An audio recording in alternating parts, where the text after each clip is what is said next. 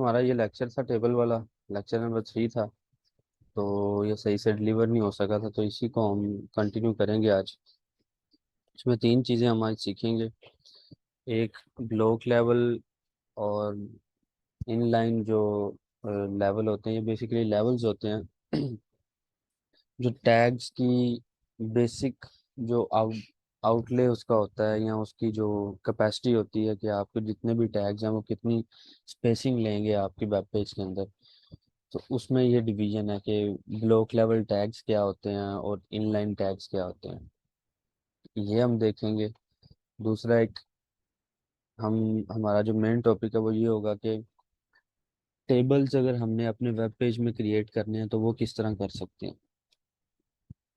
और जो थर्ड चीज़ है हम ये देखेंगे कि अगर हम अपने वेब पेज में लिस्टिंग करना चाह रहे हैं, लेट्स सपोज अगर आप ई कॉमर्स वेबसाइट की हम एग्जांपल लेते हैं, तो उसमें एक प्रोडक्ट होता है और उस प्रोडक्ट के अगेंस्ट आपने लिस्टिंग करनी होती है या डिस्क्रिप्शन देनी होती है चीज़ों की। तो इस तरह की चीज़ को अगर आपने अचीव करना है, आपने बुलेट पॉइंट्स जिनको भी हम बोलते हैं, ऐसी चीज़ें बनानी है, तो ये सारी लिस्टिंग में आते हैं। तो ये भी वेब पेजेस में किस तरह बनते हैं हम इसको भी देखेंगे।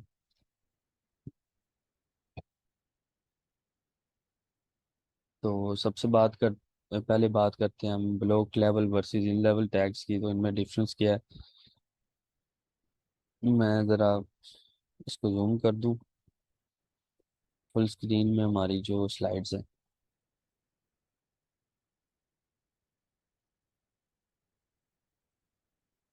पॉइंट बाय पॉइंट हम चीज़ें रीड करेंगे और इसको समझने की कोशिश करेंगे।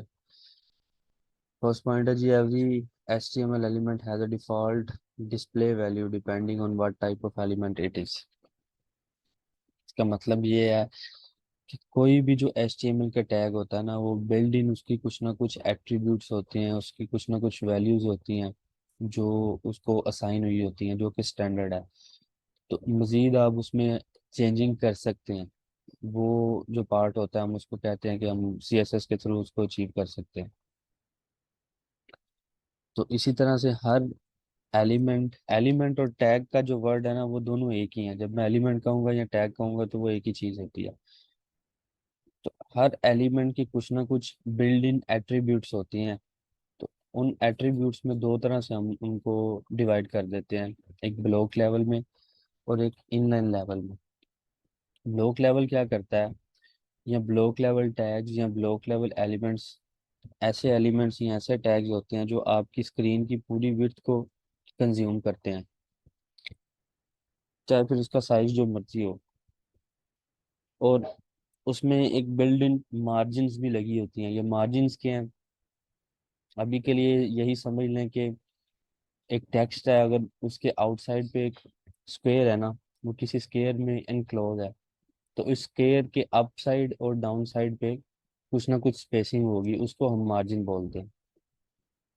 तो स्टूडेंट्स को आइडिया होगा आप में से कि मार्जिन क्या होता है। इस चीज़ को हम CSS में जाके डिटेल से पढ़ेंगे कि उसमें मार्जिन पैडिंग और बॉक्स मॉडल है, उस वो कैसे वर्क करता है और वो क्या होता है। तो अभी के लिए यही समझ लें कि थोड़ी सी स्पेसिस होती है एक बॉक्स के अप साइड और डाउन साइड पर। तो हर ब्लॉक लेवल पे ब्लॉक लेवल जो एलिमेंट टैग्स हैं, उनके अपसाइड भी कुछ ना कुछ स्पेसिंग होगी और उनके डाउन साइड भी कुछ ना कुछ स्पेसिंग होगी। और वो पूरी विड्थ कंटेन करेंगे आपकी स्क्रीन की। ये हम करके भी देखेंगे इसका प्रैक्टिकल के किस तरह से वो पूरी विड्थ लेते हैं। और देन हर जो एक ब्लॉक लेवल का टैग होता है, उसके बाद अगर आप फिर ब्लॉक लेवल टैग लिखेंगे तो वो हमेशा न्यू लाइन से स्टार्ट होगा। मतलब उसकी जो रिप्रेजेंटेशन होगी आपकी वेब पेज पे, वो नेक्स्ट लाइन पे शो हुआ करेगी, ना कि उसी लाइन के अंदर। उनका रीज़न ये है कि आपने जब ब्लॉक लेवल एलिमेंट इस्तेमाल करना है तो उसने आपकी पूरी विड्थ कंटेन करनी है आपकी स्क्रीन की। इसलिए हर आने वाला नेक्स्ट एलिमेंट जो आएगा वो अपनी न्यू लाइन में अपनी रिप्रेजेंटेशन को लेगा। तो दो बेसिकली अभी जो हम डिस्कस करेंगे, दो ब्लॉक लेवल टैग्स होते हैं। उनमें एक पी टैग होता है और एक डिव टैग होता है। इससे ज़्यादा भी होते हैं। पर हमने सिर्फ समझने के लिए कि ब्लॉक लेवल वर्सेस इनलाइन क्या होता है, एग्जाम्पल के तौर पे मैंने ये दो चीज़ें लिखी हैं।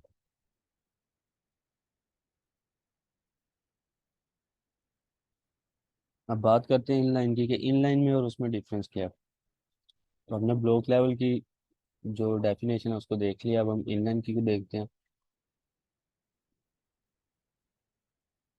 अब इनलाइन में एक मेन डिफरेंस ये होता है कि वो, जब आपने एक इनलाइन टैग लिखा और उसके बाद दूसरा इनलाइन टैग लिखा अपने वेब पेज में, उसकी रिप्रेजेंटेशन में वो न्यू लाइन में नहीं जाएगा, वो उसी लाइन में रहेगा।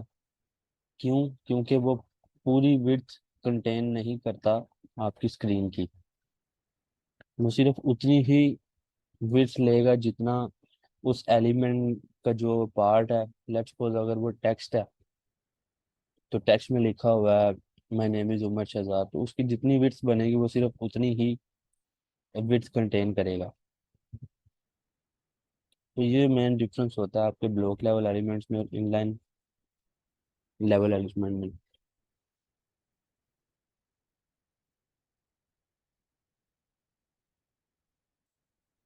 दो दो काम इकट्ठे नहीं हो रहे, इकट्ठे नहीं हो रहे।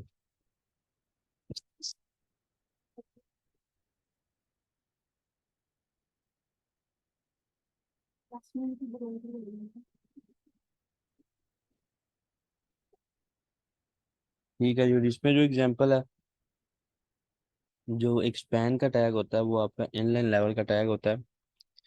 तो अभी सिर्फ समझाने के लिए मैंने एक ही चीज़ को इंक्लूड किया है। इनलाइन एलिमेंट टैग है वो मोर देन वन है।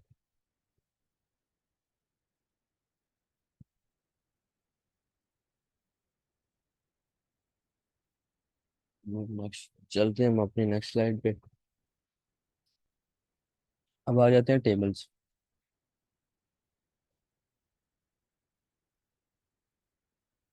जब भी डेवलपर्स ने, हम चाहते हैं ना कि हम अपने वेब पेज में एक टेबल रिप्रेजेंटेशन चीज़ें लेके आए जो कि रो इनटू कॉलम्स में आपको शो होंगी। उसके लिए HTML भी आपको एक टेबल का टैग प्रोवाइड करता है कि आप उसके थ्रू अपना टेबल डिफाइन कर सकते हैं। अब उस मेन टैग है जो आपका टेबल का टैग होगा, ऑब्वियसली टेबल में रोज इनटू कॉलम्स होती हैं और डाटा होता है। तो उनको क्रिएट करने के लिए भी आपको डिफरेंट टैग्स इस्तेमाल करने पड़ेंगे। तो मेन टैग आपका टेबल का होगा, उसमें आपका एक हेडर का टैग आया करेगा। TH का टैग होगा जो आपकी हेडिंग्स को डिफाइन करेगा। हेडिंग को डिफाइन करने का मतलब ये है जो आपके कॉलम्स की हेडिंग्स होंगी। जैसे एक टेबल की रिप्रेजेंटेशन होती है, जैसे ये आपको टेबल नज़र आ रहा है, इसमें टैग और डिस्क्रिप्शन है, ये हेडिंग्स हैं, और इनके नीचे डाटा पॉपुलेट हुआ हुआ है। तो ये टैग और डिस्क्रिप्शन के लिए आपने जो टैग इस्तेमाल करना है वो TH का है। और इसको आपने एक रो में भी इनक्लोज करना है, ऑब्वियसली इसको रो भी बनाना है। तो उसके लिए जो टैग यूज होगा वो TR का टैग यूज होगा। TR स्टैंड फॉर टेबल रो।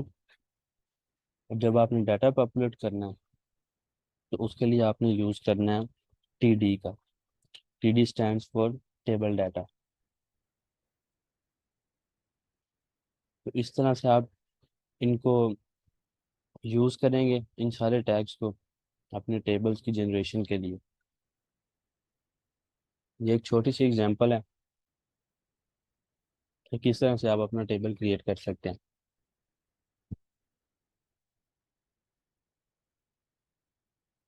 तो मेन जो आपका एट्रीब्यूट होगा या जो आपका टैग होगा वो टेबल का टैग है। टेबल के टैग के अंदर आप देखेंगे कि तीन टैग्स हैं TR के। TR हमने कहा था कि ये रोज को डिफाइन करेगा कि row number 1, row number 2, row number 3। अब रो नंबर 1 में TH के टैग हैं, तो ये आपकी हेडिंग्स आ गई आपकी कॉलम्स की, नेम एज जेंडर। और जो नेक्स्ट टू TR के टैग्स हैं, दो रोज हैं नेक्स्ट, उसमें TD का टैग यूज हुआ है जो कि उस उन कॉलम्स की हेडिंग के अगेंस्ट डाटा होगा। तो उसकी रिप्रेजेंटेशन भी हम देखेंगे किस तरह से करते हैं, क्या हिसाब किताब होगा। अभी के लिए सिर्फ एग्जाम्पल के तौर पर इसको अपने जहन में रखना। तो इस तरह से आपका टेबल पॉपुलेट होगा।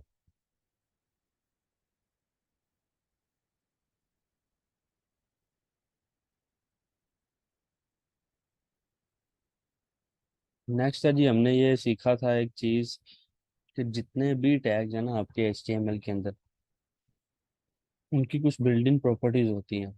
और अगर आपने उन प्रॉपर्टीज को चेंज करना है तो आप वो चीज़ स्टाइल के टैग से अचीव करते हैं।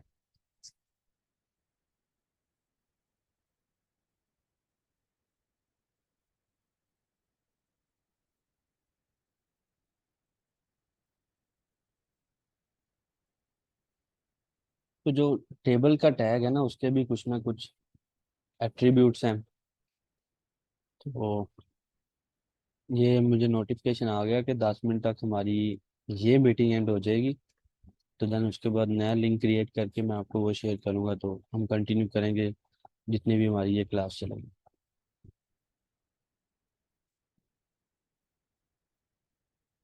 तो बात हम कर रहे थे कि टेबल्स के भी कुछ ना कुछ एट्रीब्यूट होते हैं बिल्डिंग।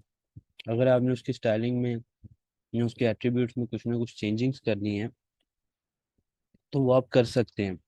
उसके लिए डिफरेंट एट्रीब्यूट्स इस्तेमाल कर सकते हैं हम। और स्टाइल का एक एट्रीब्यूट होता है, उसको यूज़ करके हम ये काम कर सकते हैं।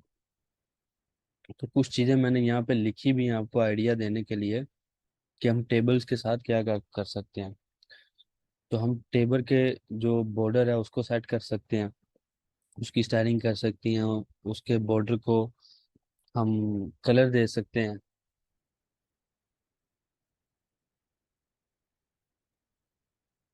उसके बाद हम रेडियस पास कर सकते हैं कि जो बॉर्डर के कॉर्नर्स हैं वो कितने राउंड हों। बॉर्डर रेडियस का मतलब होता है कि आपके जो बॉर्डर है या जो स्केयर का जो आपको डब्बा नज़र आ रहा होता है टेबल का, वो कितने राउंड हो जाएं।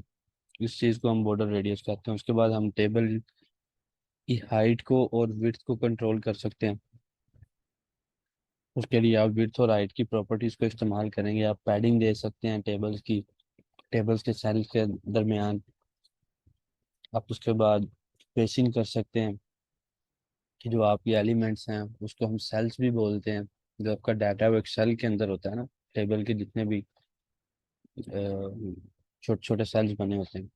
उसके बाद कॉल स्पैन है एंड रो स्पैन है। इससे ये होता है कि आप मल्टीपल रोज या मल्टीपल कॉलम्स को मर्ज कर सकते हो। कि अगर आपकी हेडिंग थोड़ी सी बड़ी है या डाटा को आपने उस तरह से शो करना है, वे ऑफ रिप्रेजेंटेशन है कि आप अपने टेबल को किस तरह शो करवाना चाहते हैं। देन आप अपने टेबल्स की हेडिंग दे सकते हो, उसके लिए कैप्शन का टैग यूज होता है। तो ये एक सिनेरियो होता है सारा। टेबल्स के साथ आप जितने भी टैग हैं आप उनके साथ डिफरेंट स्टाइलिंग उनकी कर सकते हैं अपनी रिक्वायरमेंट के हिसाब से कि आप वेब पेज पे चीज़ को किस तरह से शो करवाना है।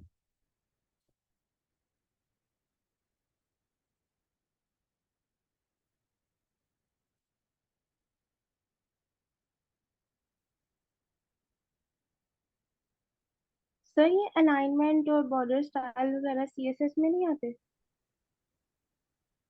जी, अलाइनमेंट का क्या क्या आपने? बॉर्डर स्टाइल और ये जो सारी लाइंस वगैरह अभी आपने पीछे पढ़ाई है टॉपिक, ये हम्म। सीएसएस में आते हैं या एचटीएमएल में भी आते हैं? नहीं, देखें, जब भी आप हम स्टाइलिंग की बात करेंगे तो वो CSS की चीज़ है। अभी मैं उस तरह के वर्ड्स इस्तेमाल इसलिए नहीं कर रहा क्योंकि हमारा फोकस HTML का है। जबकि मैंने आपको इनलाइन CSS स्टाइलिंग करके दिखाई है साथ साथ। जो हम स्टाइल का एट्रीब्यूट इस्तेमाल करते हैं वो हम CSS ही कर रहे हैं बेसिकली। बट मैंने वो वर्ड इसलिए नहीं बोला कि हम इस जो 3 डिफरेंट मेथड्स होते हैं CSS को लिखने के, कि आप उस इनलाइन स्टाइलिंग कर सकते हैं, आप इंटरनल स्टाइलिंग कर सकते हैं, या आप एक्सटर्नल फाइल बना के स्टाइलिंग कर सकते हैं। तो मैंने इसलिए उस तरह के कीवर्ड्स बोले ही नहीं क्योंकि वो हम CSS जब करेंगे तो उसमें ये पार्ट को डिटेल से देखेंगे। तो बेसिकली आपने जब भी एट्रीब्यूट्स को चेंज करना है, जो डिफ़ॉल्ट एट्रीब्यूट्स हैं किसी भी टैग का, तो ऑब्वियसली आप CSS ही कर रहे होते हैं। Okay sir.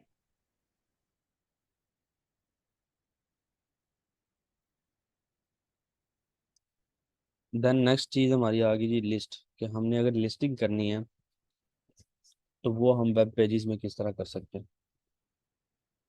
सबसे पहले समझेंगे लिस्टिंग को। आपके जो HTML में है ना, या वैसे भी HTML से हटके लिस्टिंग की कुछ टाइप्स होती हैं। मिसाल के तौर पे आपकी कुछ लिस्टिंग ऐसे होती है जो ऑर्डर्ड होती है, जिसको हम कह देते हैं कि आपने वर्ड फाइल्स में कभी यूज़ किया होगा, आपने 1 2 3 दे देते हैं अपने लिस्टिंग को, या ABCD, स्मॉल ABCD दे देते हैं, या कैपिटल ABCD दे देते हैं। वो बेसिकली हम ऑर्डर्ड लिस्टिंग कर रहे होते हैं, जिसको कोई ना कोई पैटर्न होता है। अब 1 up to so जितनी भी आपकी लिस्टिंग होती हैं, या स्मॉल A से लेके G तक, H तक, तो ये सारी ऑर्डर्ड लिस्टिंग होती है। सम केसेस में हम अपनी वर्ड फाइल के अंदर बुलेट्स को यूज़ करते हैं, जो आपको ब्लैक फिल डॉट नज़र आते हैं, या स्केयर बना हुआ, या कोई ना कोई साइन होता है। तो उसमें कोई ना कोई ऑर्डर नहीं होता, वो सिर्फ एक साइन है। तो इस तरह की लिस्टिंग को हम कहते हैं कि ये अनऑर्डर्ड लिस्टिंग है। और एक टाइप जो लिस्टिंग की होती है वो होती है डिस्क्रिप्टिव लिस्टिंग। उसमें ये होता है, लेट्स सपोज आप एक हेडिंग बनाते हैं अपने टेक्स्ट की। मैं लेट्स सपोज कहता हूँ कि वीवो, मेरी जो मेन हेडिंग है वो वीवो की है। तो उसके अगेंस्ट उसकी डिस्क्रिप्शन आ जाएगी उस मोबाइल की, कि उस वीवो का मॉडल क्या हो सकता है, या उसका कलर क्या हो सकता है, उसकी रैम कैपेसिटी कितनी है, उसकी इंटरनल स्टोरेज कितनी है।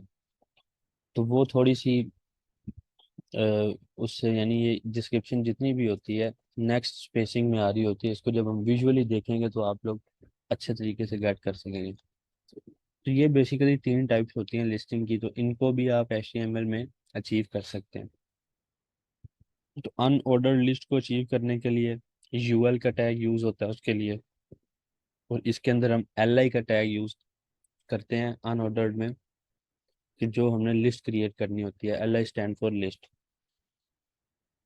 तो आपको कोड भी नज़र आ रहा होगा कि UL के मेन टैग है, उसके अंदर LI के टैग हैं, कॉफ़ी, टी और मिल्क है। तो उसकी रिप्रेजेंटेशन यहाँ पे लिखा हुआ कि by default small black circle जिसको मिल जाएंगे अनऑर्डर्ड लिस्ट में। वही जो बुलेट्स की मैंने बात की है, कि आपको वर्ड फाइल में बुलेट्स मिल जाती हैं।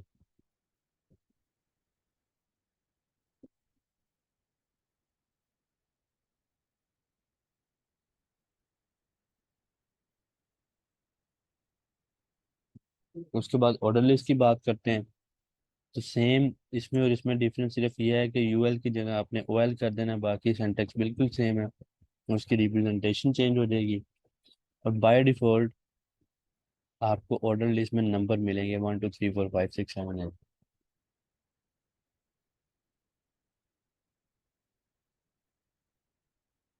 और हम डिस्क्रिप्शन लिस्ट की बात करें तो उसके लिए जो टैग्स यूज होते हैं, आपका मेन टैग DL का टैग होगा। DL stands for description list. उसमें आपके DT जो कि डिफाइन करेंगे कि आपकी टर्म क्या है।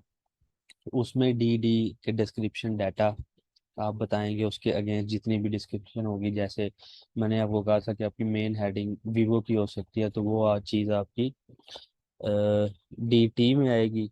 और उसके अगेंस्ट आपने उसकी जितनी भी डिस्क्रिप्शन लिस्ट देनी है, वो सारी आ जाएगी आपकी DD के डिस्क्रिप्शन का डाटा क्या होगा। सर डिस्क्रिप्शन लिस्ट और नेस्टेड लिस्ट में क्या फर्क है? जी सॉरी। डिस्क्रिप्शन लिस्ट और नेस्टेड लिस्ट में क्या फर्क है? डिस्क्रिप्शन और नेस्टेड में जी सर, मैंने एक जगह पढ़ा था, वहाँ 3 टाइप्स थी, अनऑर्डर्ड लिस्ट, ऑर्डर लिस्ट और नेस्टेड लिस्ट। ये नाम जरा रिपीट करें। नेस्टेड। नहीं नहीं, ये तीनों जो भी आपने बोले हैं, जो आपने एक जगह पढ़े हैं। ऑर्डर्ड लिस्ट, अनऑर्डर्ड लिस्ट और नेस्टेड लिस्ट। ये नेस्टेड इसी ही की बात कर रहा है जो हमने डिस्क्रिप्शन लिस्ट देखा है। इसमें बेसिकली होगा ये, इसकी जब आप रिप्रेजेंटेशन देखेंगे ना, तो आपको पता चलेगा कि एक, जो मैं मेन आइटम्स कह रहा हूँ, या जो टर्मिनोलॉजीज जो हम जो टर्म डिफाइंस करेंगे, वो भी बेसिकली लिस्टिंग ही होगी। और उसके अंदर जब एक लिस्ट आती है, आप जब वर्ड फाइल में काम करते हैं, तो बुलेट्स, एक बुलेट के अगेंस्ट जब मैंने बुलेट बनानी ना, तो आप देखेंगे कि एक टैब की स्पेसिंग मिल जाती है उसको न्यू लाइन में। मतलब उसकी जो पैरेलल स्पेसिंग होनी चाहिए ना, उसकी मैं बात कर रहा हूँ। तो ये जब अभी हम इसको करके देखते हैं तो आपको समझ आ जाएगी कि ये नेस्टेड लिस्ट या डिस्क्रिप्शन लिस्ट में इसका क्या डिफरेंस है, क्यों ये नेस्टेड है। और नेस्टेड का सिंपल मीनिंग यही होता है कि एक चीज अगर अपने अंदर बंद है या रिपीट हो रही है तो उसको हम नेस्टेड कह देते हैं। कि लिस्ट के अंदर अगर लिस्ट है तो इसका मतलब वो नेस्टेड है। तो इसी तरह जितनी मर्जी लिस्टिंग भी हो सकती है कि लिस्ट में एक लिस्ट, उसके अंदर फिर एक लिस्ट, उसके अंदर फिर एक लिस्ट।